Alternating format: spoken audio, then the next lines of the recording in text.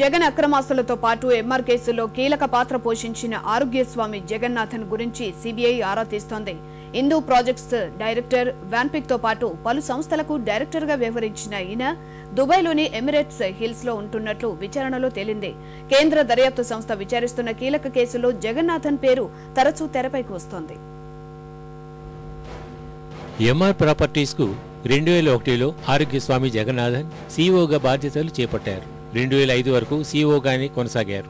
అంతకుముందు సంవత్సరం MR chairman Mohammed అలబర్తో కలిసి హైదరాబాద్ వచ్చారు. ఎంఆర్లోని గోల్ఫ్ కోర్స్, విల్లా ప్లాట్లు, కన్వెన్షన్ సెంటర్ ప్రాజెక్టుల్ని దగ్గరుండి ఖరారు చేసుకున్నారు. ఈ నేపథ్యంలో జగన్నాథ్ కు కోనేరు రాజేంద్ర ప్రసాద్ తో కూడా సన్నిహిత సంబంధాలు ఏర్పడ్డాయి. 2002 నవంబర్ 6న ఎంఆర్ ఏపీఐఐసీల మధ్య కుదిరిన ఒప్పందంలో ఎంఆర్ తరపున అధికృత సంతకం చేసింది జగన్నాథనే. ఈ ప్రాజెక్టు విషయమై 2004 మధ్యలో అప్పటి ముఖ్యమంత్రి వైఎస్ కేవీపీ రామచంద్రరావు అలబర్తో పాటు ఈయన కూడా సమావేశమయ్యారు. ఆ తర్వాత ఎంఆర్లో ప్రభుత్వ వాటా తగ్గినట్టు జగన్నాథన్ సిబిఐకి వాంగ్మూలం ఇచ్చారు. ఎంఆర్ కేసులో సిబిఐ జగన్నాథన్ను 39వ సాక్షిగా పేర్కొంది. వాన్పిక్ వ్యవహారంలో కూడా ఆయన పాత్రపై సిబిఐ అనుమానాలు వ్యక్తం చేస్తోంది. రాక్ సలహాదారుగా జగన్నాథన్, ప్రతినిధిగా ఖతర్ మసద్ వాన్పిక్ ప్రాజెక్టులో కీలక పాత్ర పోషించారు. వాన్పిక్ వ్యవహారంలో వీరిద్దరి పాత్రలను సిబిఐ అనుమానిస్తోంది. వీరు ప్రభుత్వ ప్రతినిధులు అని చెబుతూ బోగస్ దస్త్రాలు సృష్టించారని సిబిఐ అనుమానిస్తోంది. నోటీసులు జారీ చేసినప్పటికీ జగన్నాథన్ నుంచి ఎటువంటి స్పందన రాలేదు. ప్రస్తుతం అతను పరారీలో ఉన్నట్టు సిబిఐ భావిస్తోంది. జగన్నాథన్ 10 ప్రాజెక్టుల్లో డైరెక్టర్గా పనిచేశారు. వాన్పిక్ పోర్ట్ ప్రాజెక్టులో 2008 అక్టోబర్ 23న చేరిన ఈయన 2009 జూలై 15 నుంచి 2010 మే 14 వరకు డైరెక్టర్గా కొనసాగారు.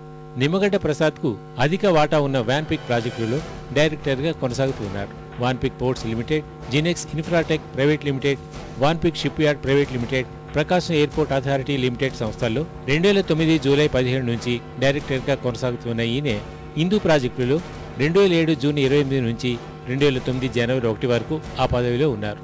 డిఎల్ఎఫ్ ప్రాజెక్టులో 2007 నుంచి 2009 వరకు, ఎన్సీసీ లిమిటెడ్లో 2009 నుంచి 2012 మే వరకు, కోనార్క్ రియల్ ఇన్ఫ్రా ప్రైవేట్ లిమిటెడ్లో 2008 నుంచి 2009 వరకు, కోనార్క్ అడ్వైజర్స్ ప్రైవేట్ లిమిటెడ్లో 2006 నుంచి నామినీ డైరెక్టర్గా ఉన్నారు.